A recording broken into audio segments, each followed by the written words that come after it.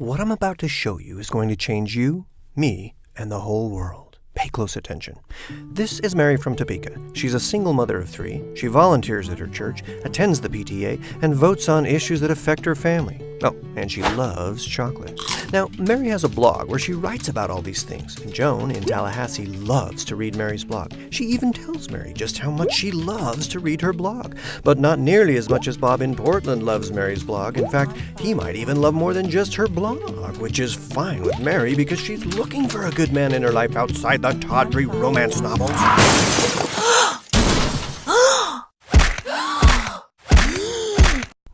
And then, of course, there are these guys, also known as jerks. You see, no one seems to know anything about these trolls other than the fact that 1, they're anonymous, 2, they have nothing to lose, and 3, they get the same platform as Mary, but on her own site. This makes no sense, because now Mary's reading audience is repulsed, her commenters are suddenly silent, and Mary is forced to play an endless game of whack-a-mole.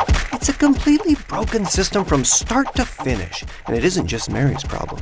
This affects every major news site or serious publication of any kind the whole world over. And until now, we've all thrown our hands up and assumed that nothing can ever be done about it. But that was, and I quote, until now. Ladies and gentlemen, I give unto you the World Table. You see, the World Table is a new kind of commenting system that actually functions on the willing openness and accountability of normal people. Meaning, when people are as open and responsible as Mary, she will gladly share her platform with them. So, for example, now if someone wants to make a comment on Mary's site using the World Table, they have to say who they really are by at least giving their full name, where they're from, and a valid photo. And because the World Table takes identity protection seriously, Mary can trust that the comments really are coming from real people, just like her. But let's say Mary wants to see even a little more context behind the opinions shared on her site.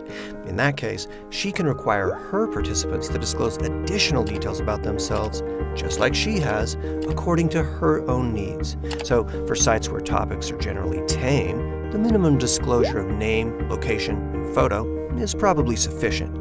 But for sites or articles where topics are just flat out more difficult, publishers can require more skin in the game from their participants. This level of shared openness, even and especially with opposing views, is necessary because it helps us all hold each other accountable for what we say together. And here's how we do this. At any time, anyone using the World Table, both publishers and commenters alike, are given the option to rate each other's comments or behavior based on the following 5 things: their honesty, how respectful they are being, their knowledge of the subject they're talking about, how fair they're being, and how likable they are. And the ratings given on these 5 categories affect their overall World Table score.